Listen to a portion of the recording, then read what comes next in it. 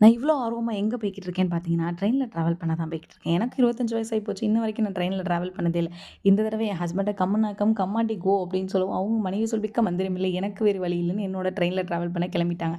இதெல்லாம் பெரிய கூத்து இல்ல. மொத நாள் நைட் நான் என்ன பண்ணேன்னா, என் பிள்ளைங்களோட ஆதார் கார்டு, என் Aadhaar card, ration card, PAN card எல்லாத்தையும் ஃபோட்டோ எடுத்து வச்சுக்கிட்டேன். எங்க ஆதார் கார்ட வேற எடுத்து பேக்லேயும் சொருவிக்கிட்டேன்.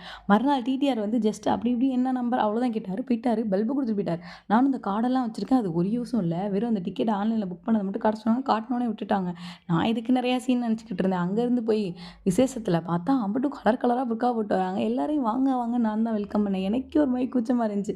என்னடா நமக்கே 25 வயசு தான் ஆகுது. அதுக்குள்ளே நம்மளை மாமியார் ஆக்கி விட்டாங்க. இன்னும் ஒரு வருஷம் போனால் நம்மளை வந்து பாட்டி ஆக்கி விட்றாங்க போலயேன்னு நினச்சேன். எல்லாரோட புர்காயும் பார்த்து நான் வியந்து பார்த்துக்கிட்டு இருந்தேன். என்னடா மாடல் இதெல்லாம் புதுசு புதுசாக களம் இறங்கியிருக்கோ அப்படின்னு நினச்சி பார்த்துக்கிட்டு இருந்தேன். பிள்ளைங்கள்லாம் ஒரே விளையாட்டு ஆட்டம் பாட்டம் கொண்டாட்டம்னு இருந்தாங்க. அதோட ஃபுல் வீடியோ நான் அப்லோட் பண்ணியிருக்கேன் பாருங்கள். நேற்று திடீர்னு எனக்கு ஒரே பசி வந்துருச்சு.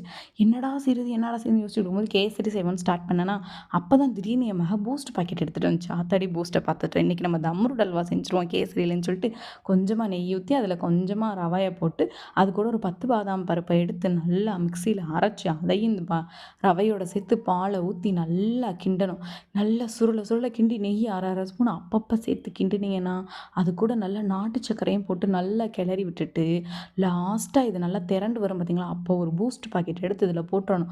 போட்டு நல்லா கிளறி விட்டு நெய்யை ஊற்றி ஊற்றி கிண்டிங்கன்னா அப்படியே அழகாக வரும். அப்படியே இந்த சட்டியில் ஒட்டாமல் சூப்பரான பக்குவத்துக்கு வரும். எடுத்து சாப்பிட்டிங்கன்னா டேஸ்ட் அவ்வளோ இருக்கும். சூப்பராக இருக்கும்.